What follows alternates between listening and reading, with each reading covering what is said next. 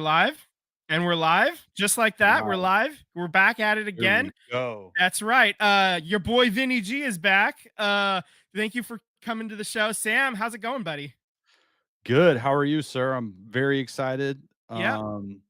for basketball. It's a big hmm seat. We're in the most crucial stretch of the year, I We're, think. we're in the thick of it. This is deep March All right of now. the NFL draft and WNBA draft stuff is hmm fascinating. So, Yeah, it's lots of stuff almost to read. it's almost time for Vinny's games. Like There you we go. almost gotta get a draft going again. It's almost that time, right?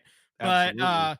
yeah, Tyler's not here today. Obviously, you can tell that if you're watching us on YouTube. He's off being an adult and handling some grown up tasks and whatever. So good luck with that. And with that, let's dive in. We'll start with basketball.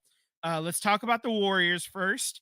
We got on Tuesday they lost at Miami. That was the Jimmy and Andrew Wiggins playing Terrible. their old teams. That game was not good. It's kind of rough. Trying to what was it? Oh, it was 112-86. Yeah, it was just kind of a blowout. I knew it was a blowout. I didn't have the score handy until just now. But yeah, so that was bad. Then on Friday they get the win at New Orleans. Happy birthday to me. And then they get the win on Sunday, yesterday. Huge win in San Antonio, 148 to 106. So they're 43 and 31. They're sixth in the West with 8 games remaining. If we look at the schedule and where they sit right now, they have a half game lead on Minnesota right now, holding the sixth spot. Minnesota's in 7. They're a half game back. But that half game is also in the loss column for Minnesota. So advantage Warriors. They only have 7 games and they have 1 extra loss. So that's good. The Clippers are 42 and 32. So they're 1 full game back of the Warriors, who are 43 and 31. We said that the Clippers were going to clipper, and they're starting to clipper a little bit, although they have picked it up. They won the last 2, but they have fallen a little bit there, so that's good. Memphis is just 1 game up on the Warriors. And if you look at the upcoming schedule, oh wow, well, look at that. They're at Memphis tomorrow, Tuesday. How fortunate. What a coinky dink. They're right there. You beat them, you can leapfrog into the 5 spot. And then at that, you're only 2 games back of the Lakers. And then I look at the schedule and oh, god damn it. They are playing the Lakers on Thursday. Isn't that funny how the schedule just kind of works out like that, Sam? What do you think, bud? It's working out. Memphis, Lakers, Denver, Houston Rockets. I mean, Yeah. Yeah. there's definitely going to be a lot of movement hmm on the I'll say the ladder here, but you can't you definitely can't go 0 and 4. If you go 0 and 4, you're done, right? Right. You're Yeah. You're absolutely cooked done. for like You go any 1 and 3, realistic chance. You're still gonna make the play in tournament, but like you're cooked right. for the 6 seed. You're cooked You for go 1 and 3, 0 and 4, 2 and mhm. 2. I don't really feel good about this team. You have to go 3 and 1 or 4 and 0 if you're actually going to be a contender. Right. I was really disappointed in the Miami game. Extremely disappointed. I mean, it Yeah. was like they didn't get off the airplane. It Maybe they was a were real partying. clunker. Yeah. But I mean, you can't mail in these games this late in the season Mhm. because you weren't a consistent team a majority of the year. So to be in this position is kind of a blessing. Mhm. Um, but losing that game against Miami was a real kick to the nuts. Um, as I'm looking up, Memphis, you got to beat them. Lakers, Denver, Houston, all teams that are ahead of you. Um, you have to against those teams, you have to go 2 and 1 and beat Memphis since Mhm.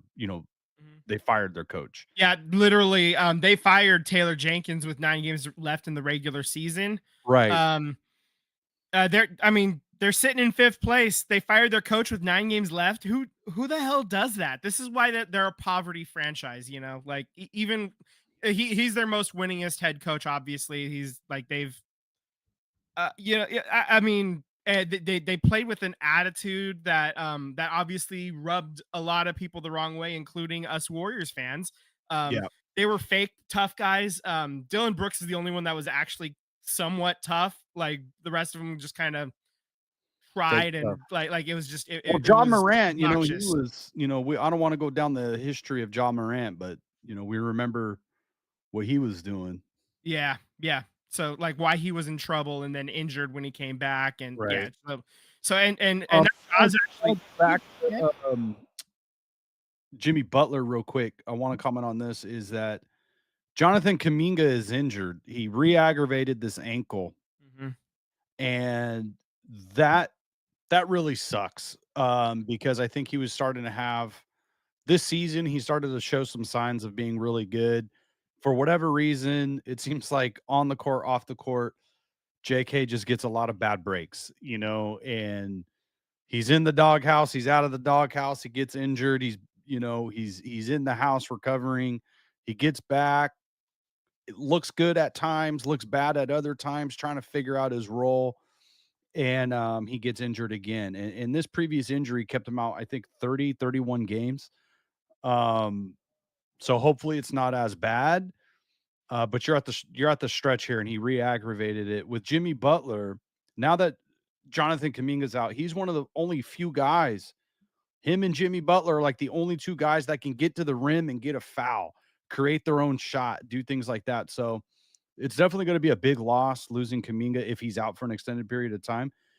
And I know the Warriors record is really good with Jimmy Butler, and he's facilitating the ball and passing the ball and making really good decisions. But, 10, 12 points is not going to be enough. Like, as we move into this stretch, Vince, we Mhm. need to start seeing playoff Jimmy. We need to start seeing some points. And I Yeah. love the facilitating. I love all of this stuff. But when it comes playoff crunch time, these guys have to prove that they can knock down the shots. And I don't know if I'm willing to rely on that. I need to start seeing more points out of Jimmy Butler. Like the facilitating, the defense, the team defense, that's all great. The mentorship, that's all great. But this offense cannot rely just on Steph Curry. It needs another scorer. And I don't see anybody else doing that other than Jimmy Butler. You're going to see highlights from pods. You're going to see sometimes Buddy Hield get his off.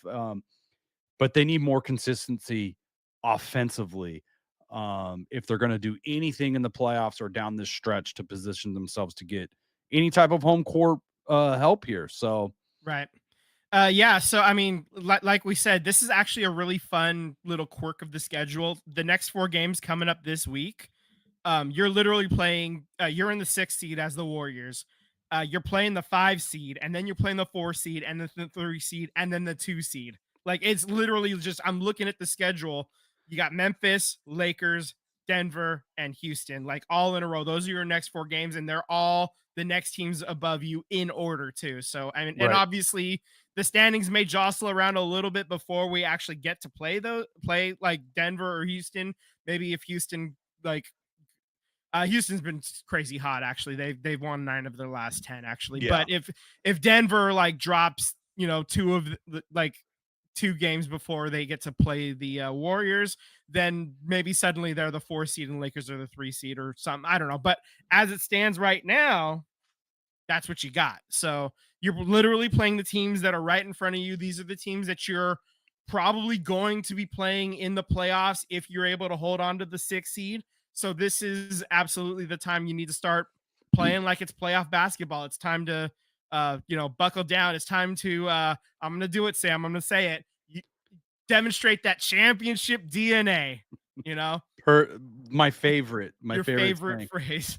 Yeah, my favorite phrase. Yeah. You gotta look at these next 4 games, 7 games, like the schedule for the next 7 games, you gotta look at it as a series where Mhm. these 4 you gotta go 3-1, 4-0. You have to keep winning because even if the position Denver, you don't ideally, you don't face Denver in the first round.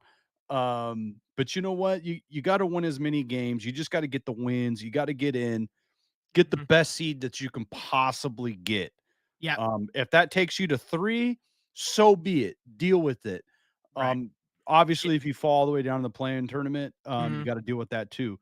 But I think you got to go for the highest seed that you can get, Yeah. and hopefully get some type of home court advantage, and then you go from there. Yeah, I'm looking at it like just the last 10. Like I have that pulled up right now for all the teams ahead of us. Memphis is 4-6 in their last 10. They're also on a 2-game losing streak, basically since they fired Taylor Jenkins. Right. The Lakers are 5-5 in their last 10. They did win their last game. And then Denver, they're 3.5 games ahead of you. That's going to be a little bit of a stretch. I don't know if you can make up 3.5 games in only 8 games remaining. That's going to be a little bit tougher. But the Lakers are only 2 ahead of you, and you get to play them. Right. So that's I think that is within reach. You could get to the 4 seed if you're hosting a first round playoff series. Like you get to host game 1 in your own home. I You that got a that good that's chance to move on. that is This you feel a Warriors lot team would better. have a very good chance to Mhm. move on. And I If think that same Warriors team is on the road, yeah, we'll see. Yeah, you got a shot. You got a puncher's chance. right. Yeah, but I feel real good about at least the first round for sure. Of course, if you're in the 4-5 matchup, you then get OKC in the second round, which is obviously not ideal. But I'm not trying to play around with who you play in the next round. I just let's just get in there and then worry. You're gonna have to play OKC at some point. I would imagine. Like Right. you have to go in with that mindset. You're gonna have to play and beat OKC if you want to actually do it. They're at 62-12 right now. They're they already have a 60-win season. Yeah. They've won their last 9 games. They're like obviously they're the class of the league, and it's going to be a hell of a time to try to beat them. They've only lost 12 games all year. If they win out, that's a 70-win season. Right. I don't know if that's going to actually happen, but still, like any team that hits 60 wins, that's a crazy good season.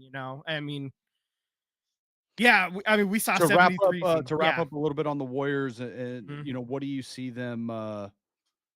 Where do you see them falling over the next 4 games? Do you see 3-1, 4-0, I 0-4? honestly, I do. I'm looking at it right now. Houston's been playing out of their minds. They're 9-1 in their last 10. But everybody else, Denver's 5-5, Lakers are 5-5, Memphis is 4-6 and falling. Like Memphis may find themselves in the play-in tournament. You know, maybe Minnesota sneaks into the 6th seed when we get the 5 or the 4. Like that's entirely within the realm of possibility at this point because Minnesota's 7-3 in their last 10 as well. So same with the Warriors. Yeah. So that's what I'm gonna say. I'm gonna say that the Warriors are gonna be tied with the Lakers in the 4 seed by the time we talk next week. That's my prediction. And if they win that game against the Lakers, I think then they have the tiebreaker. I'm not entirely sure on that. I'd have to double check, but you'd at least, help yourself in that cause. Yeah. And if they do end up with the tiebreaker over the Lakers, and that's why they're the 4 seed, and the Lakers have to come up to us for the first 2 games, I feel really good about that. At least, I feel a lot better than having to start down in LA and let LeBron get off on the home crowd there. Really just put them in a funk if they're here. So that's my prediction. They're tied with the Lakers for the 4 seed when we talk next week. That's my prediction. I hope that comes true, Vince. I hope so too. I'm I'm Or playing better, or optimist right whatever's now. better, Yeah. I mean, but it's 2 games. I think the Lakers are so let's say the Warriors go 4-0. That would mean that the Lakers go 2-2, and one of those losses are going to be against the Warriors, right? So that's kind of where I'm seeing it. If they're, I haven't seen if the Lakers are playing 4 games next week. I have to imagine it. The schedule gets kind of compact at the end. So yeah. Papa G in the chat, he was making ice. So welcome. um, right on, right on. He had knee surgery, and so he's like, that was a little over a month ago, and he was moving around. We went to breakfast yesterday morning, so he's been moving around. He's out in public now, so watch out, world. He's got a new knee, and he's not afraid to use it anymore. So Yeah, There we go. I heard he's joining a kickball league. That's right. Yeah, no. Before that, he's actually just going to be a straight up ninja and just start Yeah. kicking things. Yeah, He's gonna do all the things he couldn't do the yeah. past, 30, 35 years or whatever Yeah, it's been. he's gonna try out to be a punter for the Tennessee Titans. He might have a shot. Yeah, I've just picked a bad team. Well, Roll with it. great job on that recovery, Papa G, Yeah, so rooting for right, you, brother. right on. All right, so I think with that, let's switch over to the rink. The title of this episode is "The Birthday Boys Go 0-3 at the Tank," and we named it that because we went to the Sharks game for Tyler's birthday back in October, and they lost.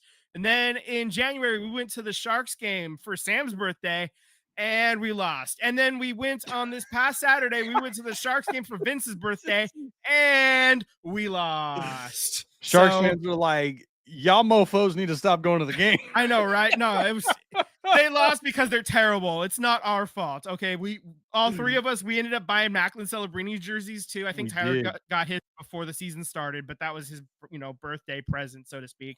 And you got one, and then I got one when we went to the tank this week too. So that's our background picture actually, is all three of us in our Celebrini jerseys.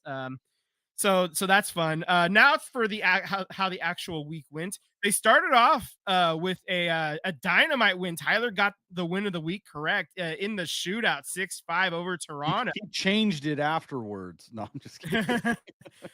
Alex Wenberg got his 100th career goal in that game. He was stuck at 99 for like 33 games, so he was sitting there for a long time. Tyler Toffoli had two lamps and an apple. He had 7 shots on goal.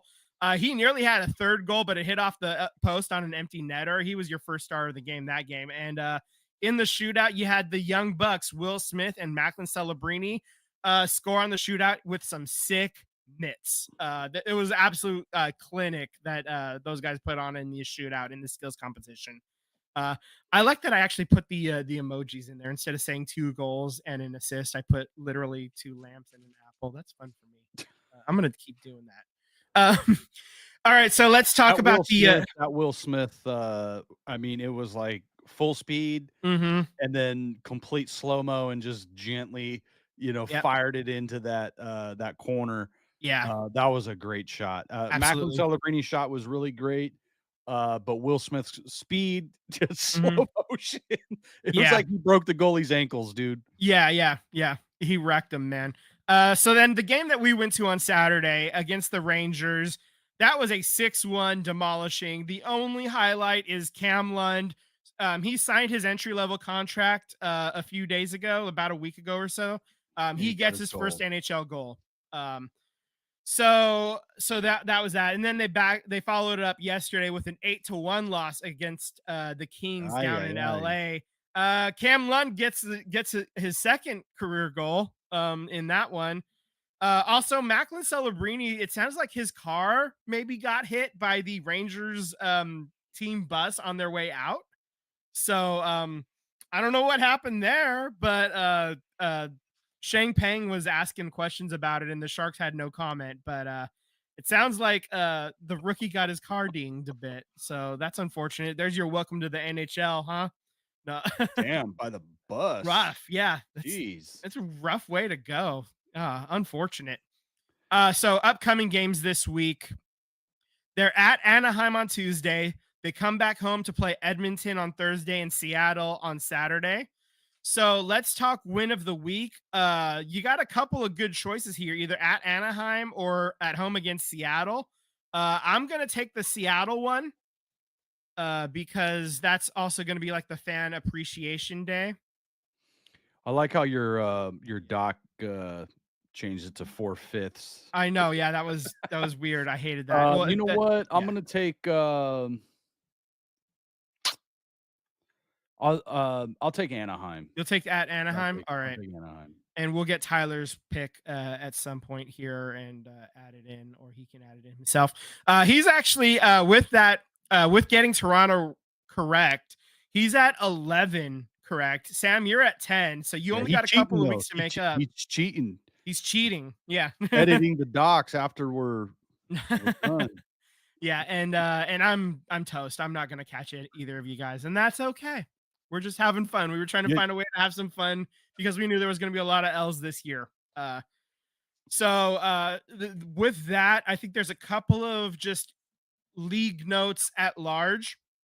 Um, Rough time for to be the great one, Wayne Gretzky, because you got records falling. Sid Crosby on Thursday secured his 80th point of the year, clinching his 20th season of averaging at least 1 point per game. That breaks Wayne Gretzky's prior record of 19 seasons of point per game production. Crosby is signed through the 2026-27 season, so he's going to have a chance to extend that streak as well.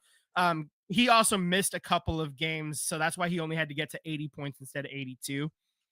He missed a couple of games earlier this year. So congrats to Sid the Kid, Sid the middle-aged man. At this point, he's a Papa G's going with the Ducks. And Alex Ovechkin is only 5 goals away from surpassing Wayne Gretzky. 4 to tie, 5 to beat him. I think Ovi's probably coming back next year, so I think that record is falling. I don't think anybody expected it to fall this season, especially when he missed like 4 weeks with that ankle injury earlier with the leg injury. Excuse me, yeah, the I low. think we looked it up last week. I think he's still like 4th in the league in scoring or something. He's still getting the job done. And he turns 40 later this year, I think. And it's just absolute crazy production from 2 elder statesmen of the league who are my age. So that's fun for me. As I have to say though, like I'm kind of the newer guy getting into hockey and paying attention to it more and more. Mhm. Now that I'm getting more familiar with the league, I have to say, like, as a league, there are a ton of young, really good hockey Mhm. players, like, across the league, Yeah. where, like, there's always really good young talent in the other in NBA and football. There's always good young talent. But I would have to say, like, as a bunch of young guys that are, like, superstars at their craft, Mhm. it's really exciting to watch. And then the Four Nations tournament to see how great that talent was on a super team. I know the US didn't win, but that was an amazing series. That's an amazing team. And Canada, they put out a great team.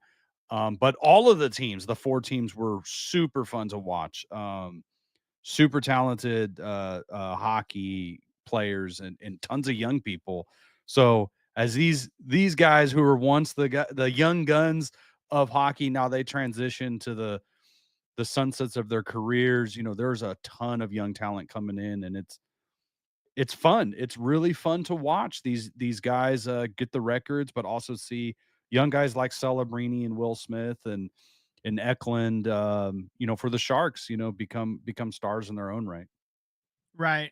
I 100% agree. Like, actually, they're running commercials now about like the next golden age of hockey is right now, Yeah, and they're not wrong. Like yeah. they recognize it, and they're really starting to make a push. And uh, the TV contract that they got, like they left NBC and went. This is the second year with being with Turner and ESPN, kind of doing what NBA has been doing for a while. Turner is losing the NBA as well, so they're going to be able to focus a lot more on hockey. They also have baseball as it is too, so there's that. But yeah, they're going to really be able to push hockey going forward. Absolutely. So marketing is a huge part of making these stars be stars, right? And the Sharks got Macklin Celebrini. He's a really young kid. He's going to be able to um, be marketed for a couple of decades. You hope he turns out like Sidney Crosby, like if he's able to have the kind of I career mean, that Sid anything has, or even close. if he hits Jonathan Taves I territory, mean, that's a anything win, close. and Absolutely. yeah.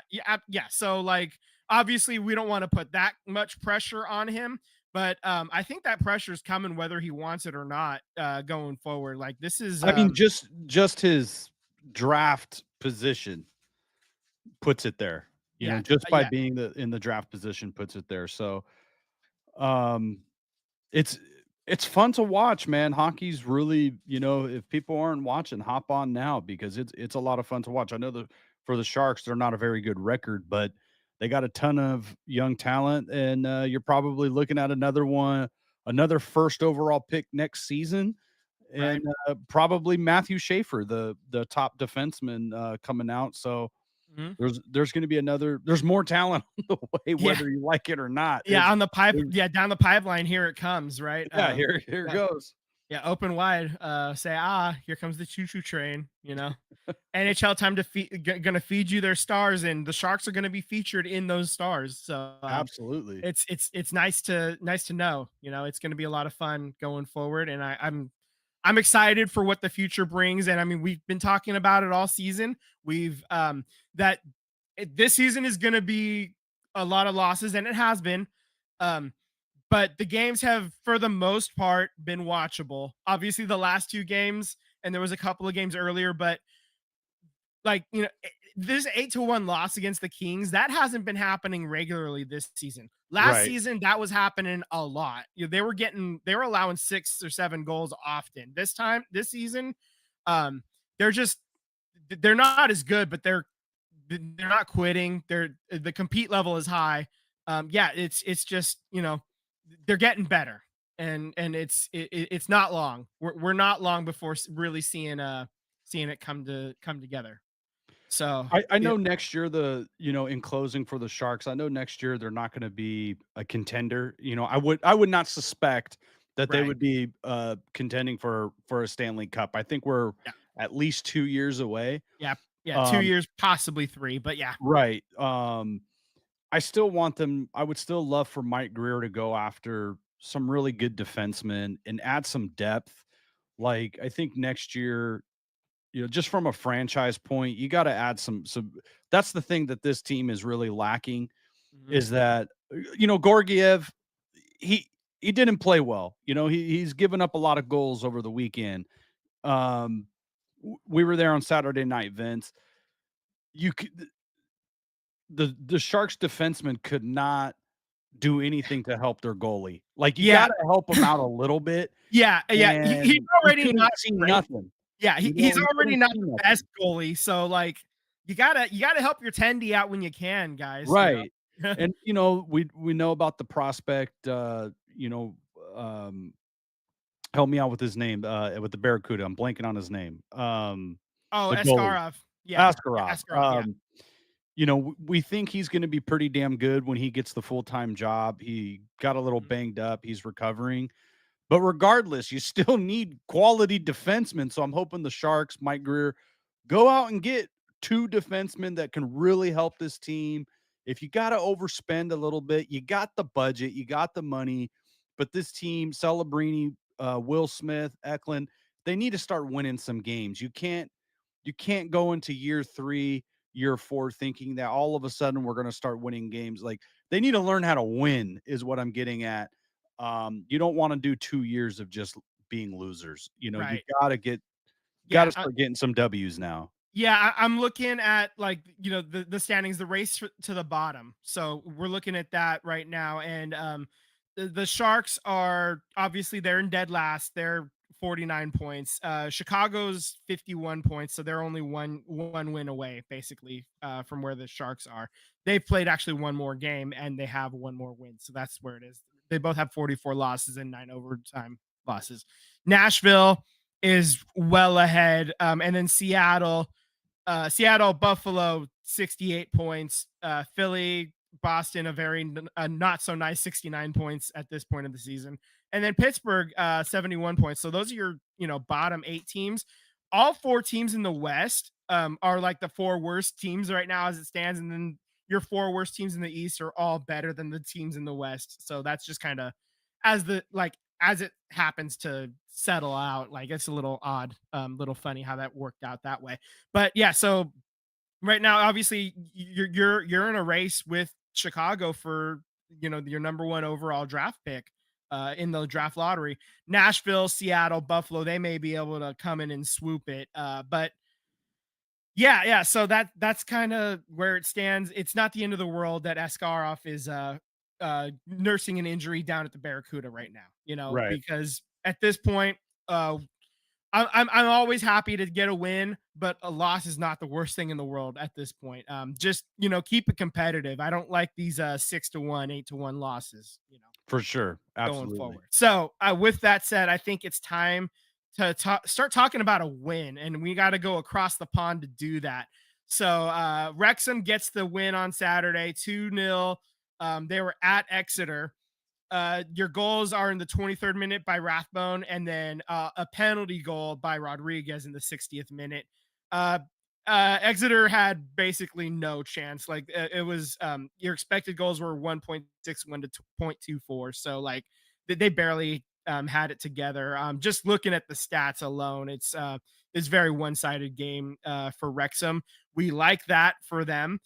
We want obviously them to advance. Right now they're sitting in the number 2 spot, right? So I'm gonna pull up the standings as I talk, and they're in second right now.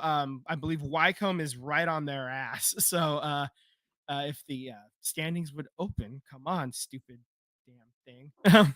But yeah, they're yeah, I'm standings. Here we go. Okay. Yeah, so Birmingham obviously is far and away they're crushing it. So Wrexham has that game in hand still, and they are only 3 points back. And Wycombe does have that tiebreaker, if I remember correctly. Your goal differential, yeah. So Wycombe does have 5 goals better on the goal differential. So if Wycombe does end up tying Wrexham, they'll go ahead. So you got to just kind of keep distance, stay in front of Wycombe the whole way, and they have one game to make up. So um, Tyler in the chat, y'all are zooming. Wrexham. Yep, that's right. We are cooking with gas today. Hey, Ready to remember that? roll. This is for Tyler. Remember that old school Mazda Zoom commercial? Yeah. Zoom zoom. That's what he's doing right now. Yeah, that's right. Zoom zoom. Yeah. So like we said, and then just in looking at the last the last 5 games in form, Wrexham are 4-1. Wycombe is 3-1-1. So basically that draw instead of a win is your difference for Wycombe right now. Otherwise, they're right there, right on your ass again. So keep winning games. Only about 7 games left. You got 2 games this week upcoming. You're at Cambridge United on Tuesday, and then versus Burton Albion at home on Saturday. So big opportunity to pick up 6 more points and put a little bit of distance between yourself and Wycombe, because they got that game in hand scares the crap out of me, especially in soccer, in football. Like it's right there, like that extra game in hand like seems to make so much more of a difference in this sport than any other sport, in my opinion. Like it's just for For sure. whatever reason, like especially for a good team, you basically almost automatically chalk that up as a win. So you have to play as if you're already sitting in third, even though you're in second.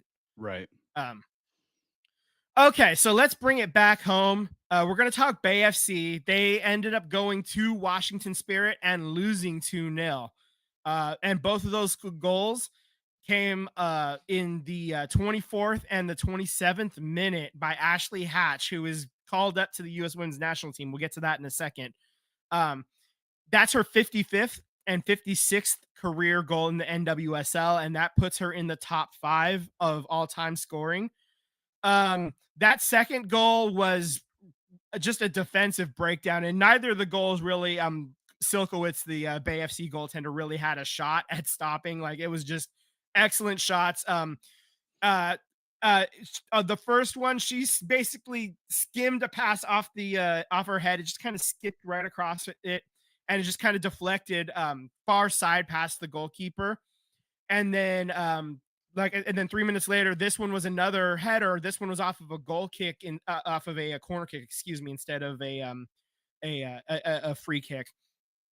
And this one was a more direct header, um, deliberately put near on the near side off of a set piece. And so, and unfortunately, Bay FC had 2 different goals disallowed.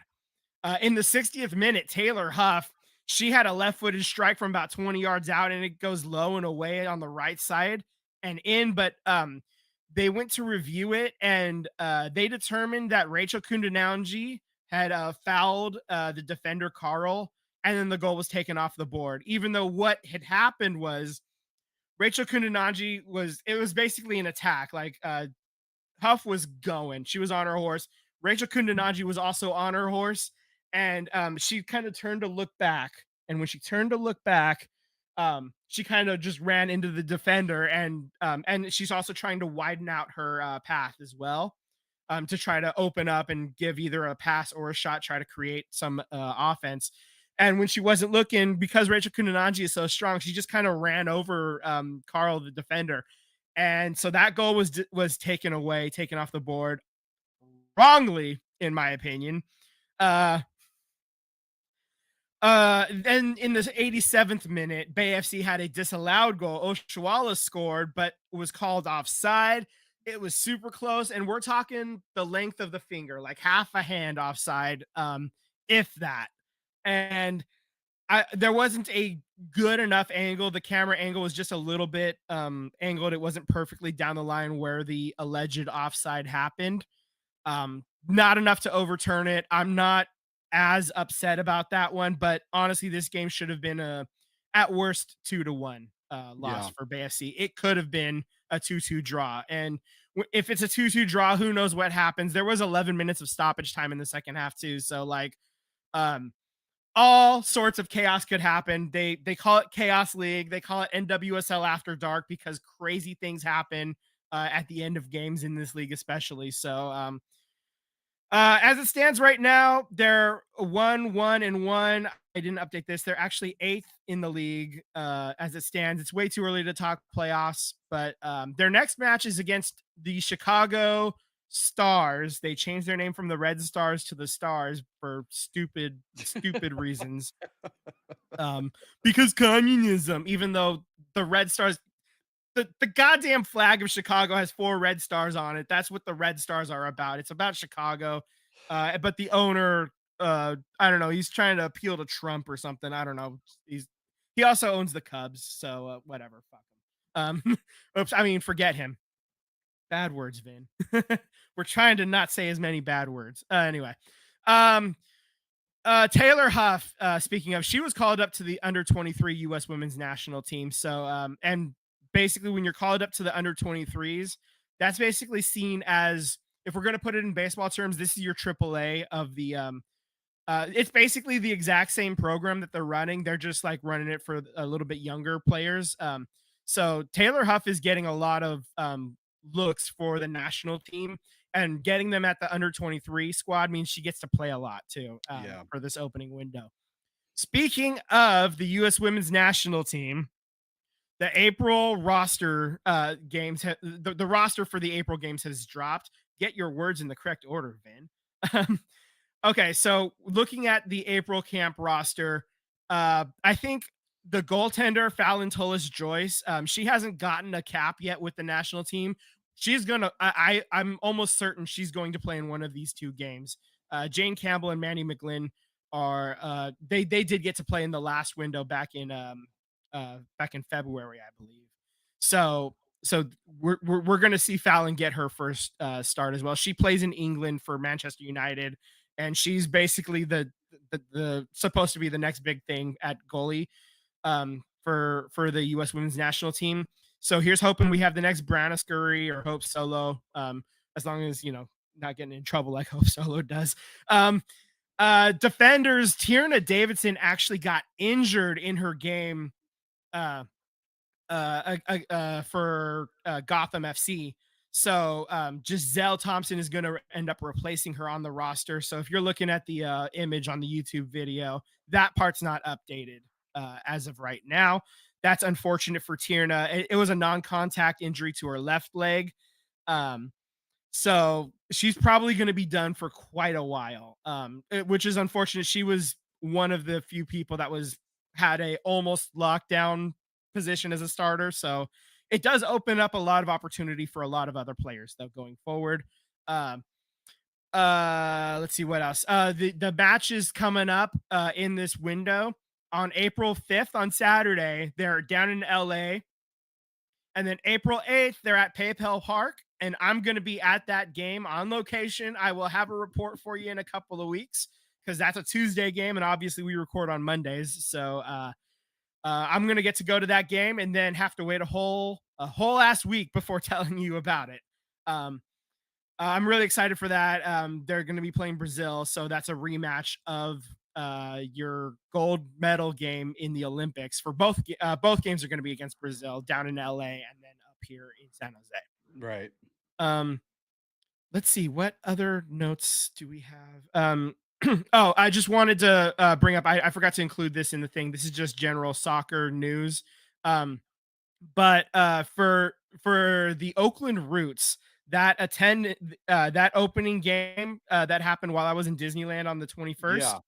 Um, that is a club attendance record of 26,575. That's basically a sellout for what the Roots are basically making available to be sold at the Coliseum. So that's a crazy good crowd. They ended up losing the game. That's unfortunate, but we're gonna keep an eye on the Oakland Roots, especially, because a certain jackass owns the San Jose team, and so that kind of makes it not fun for us to talk about them. For sure. So as far as attendance records by club in the USL, which is the league that the Oakland Roots are playing in, it's a tier 2 league.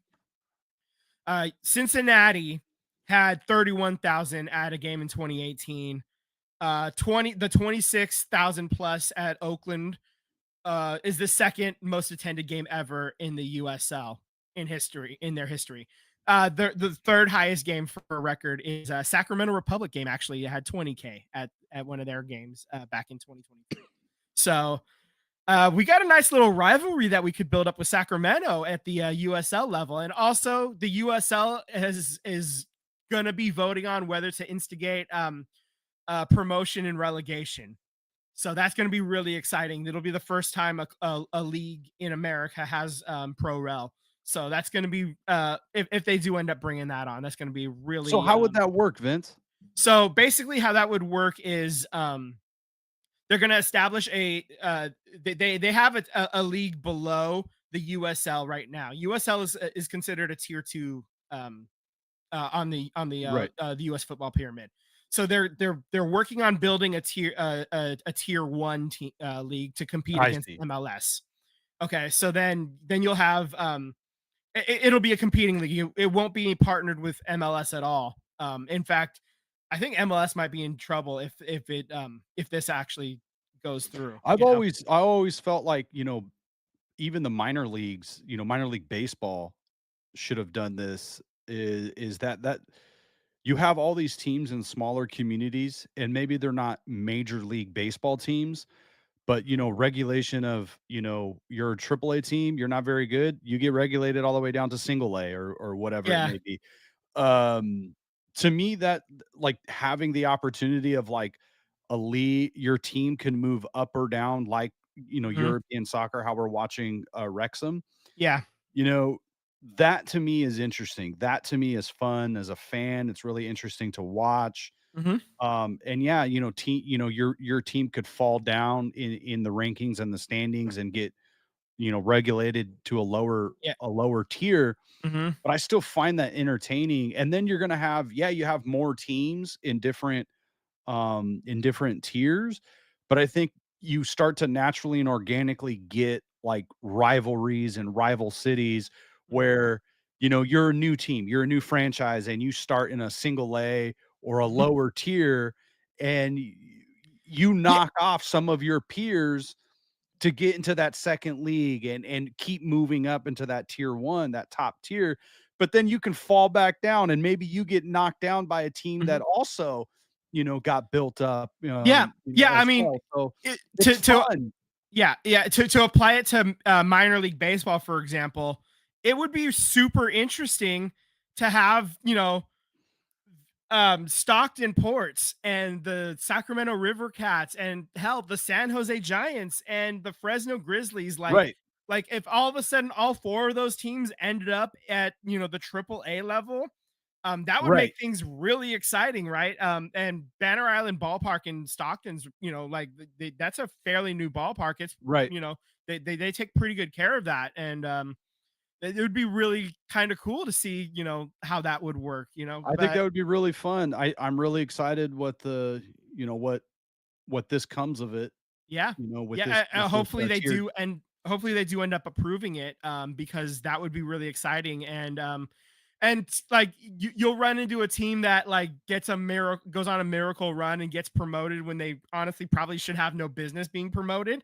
But that's still fun, anyway, because that team then gets a boost of money for the following year while they're just up at the biggest level, just taking L after L. They come back down. They've saved all that money, hopefully, and then they can just kind of, dominate a little bit more, and then, like build to maybe make a permanent stay up at the or a That'll long term work stay. if you have, because each of these teams is gonna have an owner, and the Exactly. owner has to be committed to winning. You can't just be a bottom feeding team, and that to me should be built into the bylaws of ownership, is that if you're like, a team that, gets regulated all the way down to the lowest tier, Hmm. and if you can't get out within 5 seasons, you're not able to get out of that within 5 seasons, then, It's owner time to you need to sell sell. the Yeah. team. You Yeah. need to sell the team because clearly you're not trying. Clearly you're not spending the money.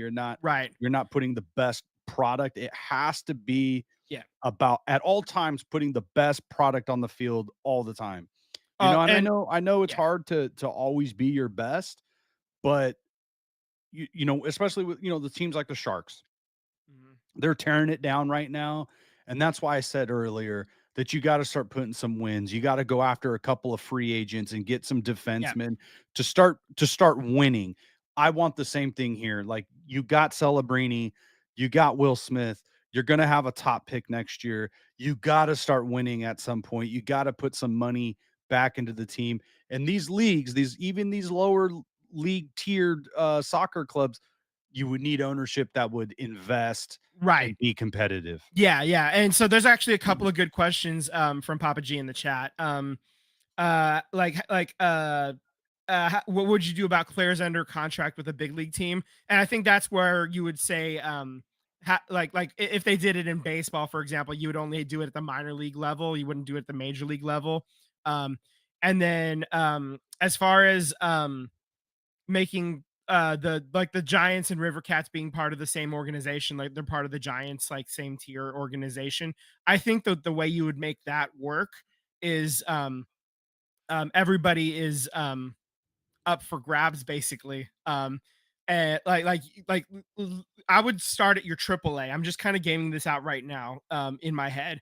So 30 teams at the AAA level. Let's say the bottom four get relegated. And then the top four get relegated. Get promoted right from AA to AAA.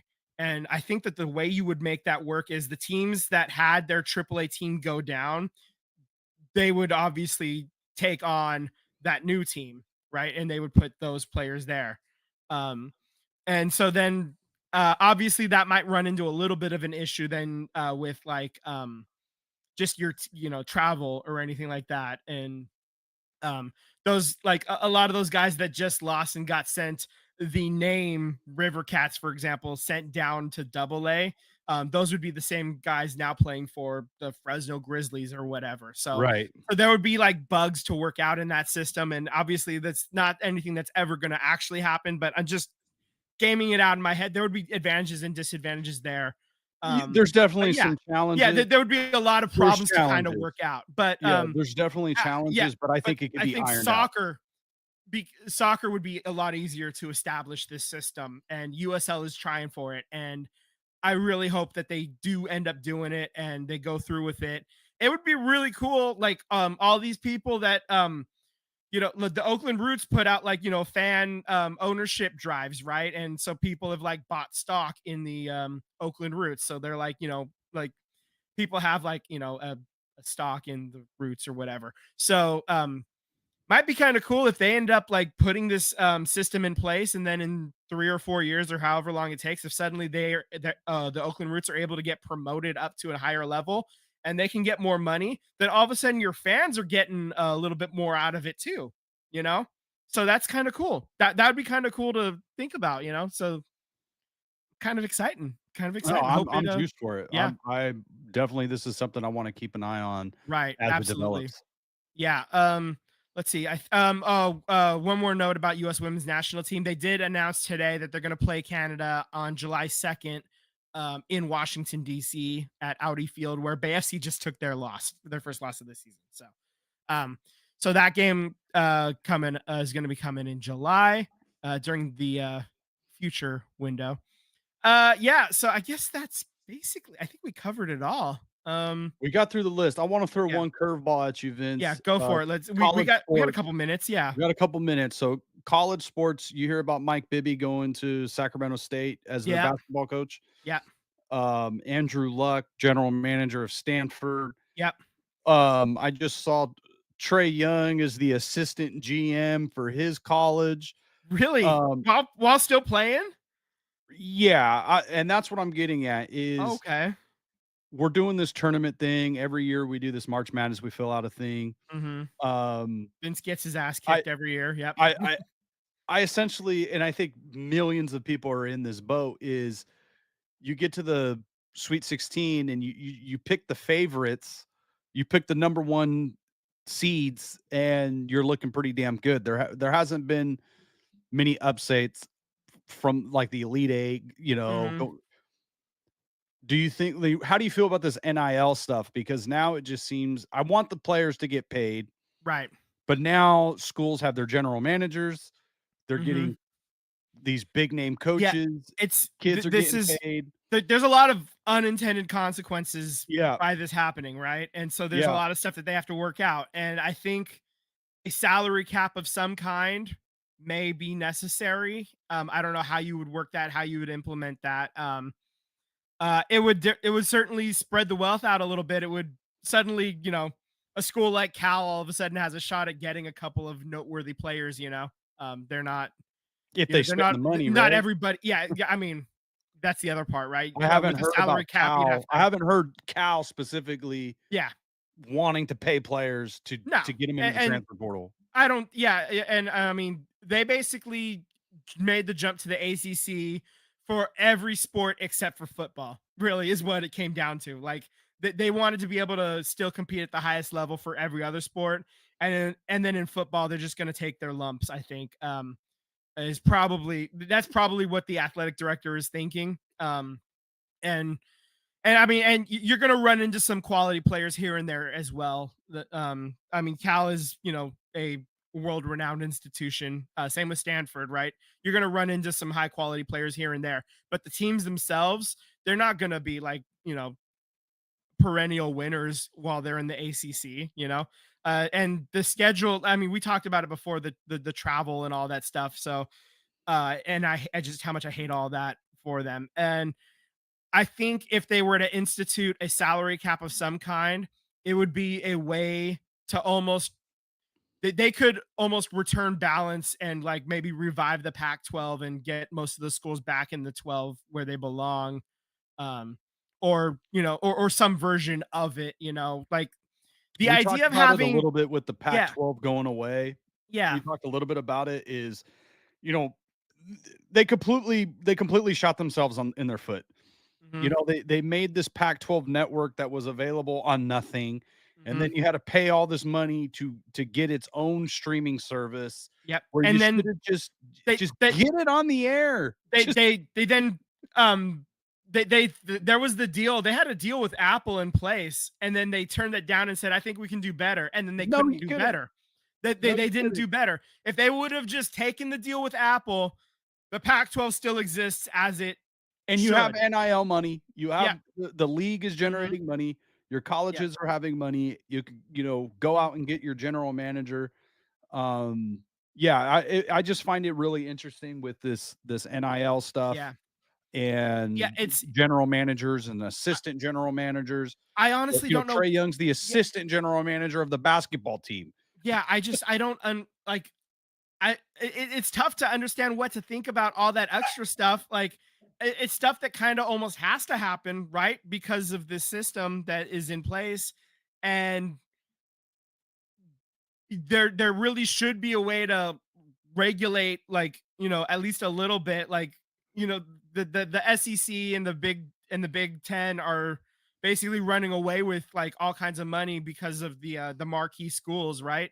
For football, I guess the the big other money question I makers. have Yeah. is like, what is Andrew Luck doing? What is Trey Young doing? Yeah. Like to actually be a general manager because obviously you're working transfer portals, but Yeah. it's recruiting.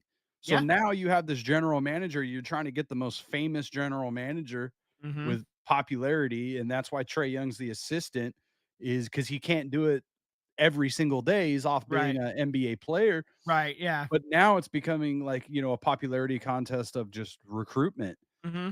so Yeah, I mean, yeah.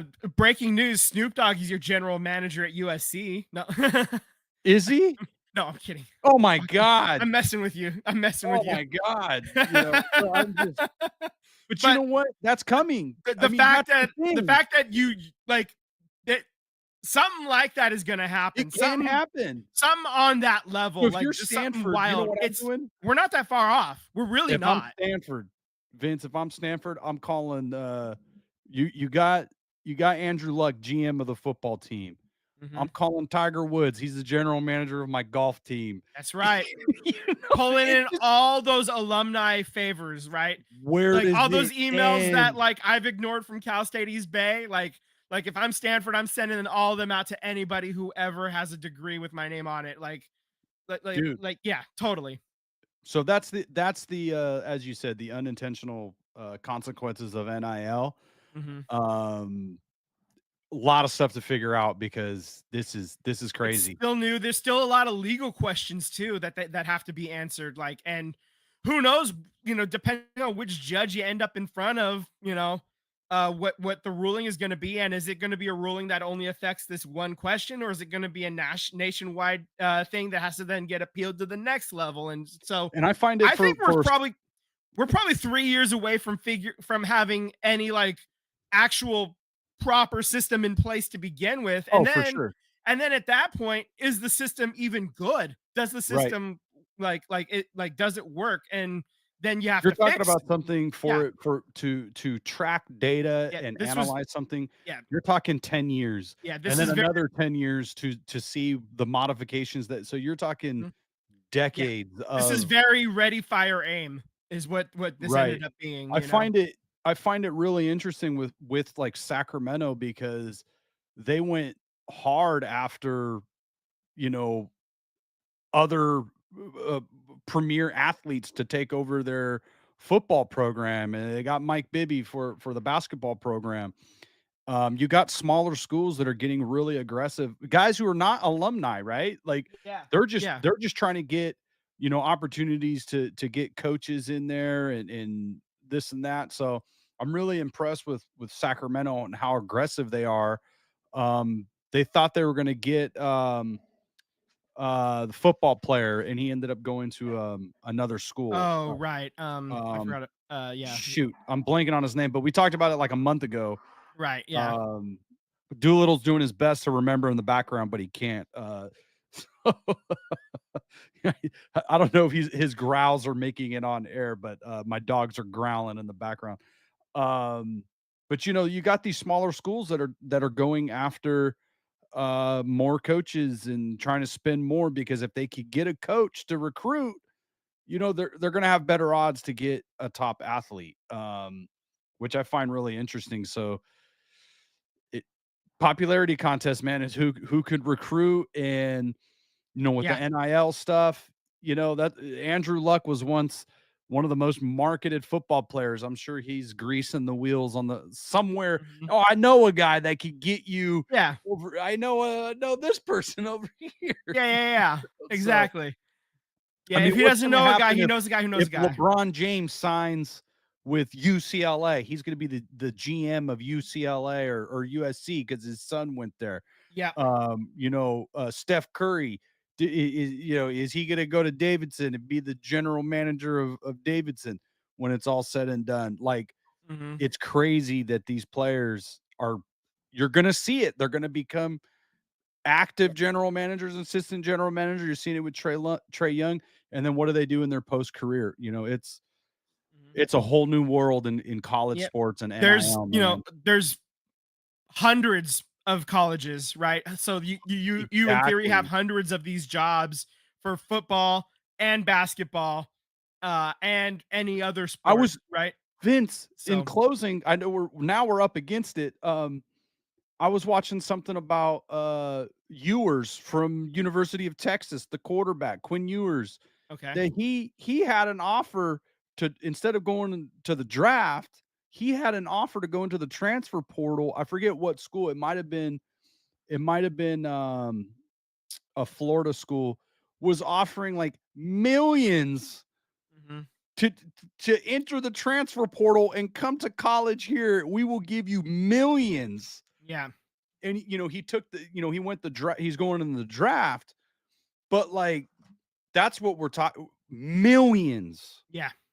for a There's quarterback or a player to transfer to another school. That player is getting paid multi-millions of dollars from the university, not even including the dealerships, the mhm, grocery stores, the insurance companies that they sign on and get advertising dollar and become a spokesman for. yeah, Millions for a college student. mhm, It's crazy, man. yeah, absolutely bonkers. All right, brother, let's get out Yeah, of here. with that, I was supposed to, like, we had teased a few weeks ago that I was going to maybe do something for the A's opening home opener. That ended up falling through. I know a buddy who lives within range of the site. But like apparently security is really heavy over there right now, especially for opening the opening series. So unfortunately we couldn't make that happen, but we're gonna maybe try to make something happen later in the year. I did get a hold. I was in contact with Last Dive Bar, and I did get a hold of like a couple of flags, and we'll try to make something happen in the future. And if it's something I can share publicly, I will. And if it's not something I can share publicly at the moment, like I'll tell you all about it after the fact. But yeah, just know that my rage for John Fisher still burns bright and strong, and I'm like I'm turning red just thinking about how much I hate that bad human, um that terrible man. It's FJF now and forever. And with that, thank you for listening to the pod, and uh, subscribe on YouTube, hit that bell for alerts when we go live. If you don't have time for a full hour, we're putting out mini chunks of what we discussed throughout the week as well. So follow all that on YouTube. Follow us on Instagram and threads at SVT Sports Pod. Slide into them DMs. We would love to interact with all of you beautiful bastards. And FJF, have a great day, and we'll talk to you next week.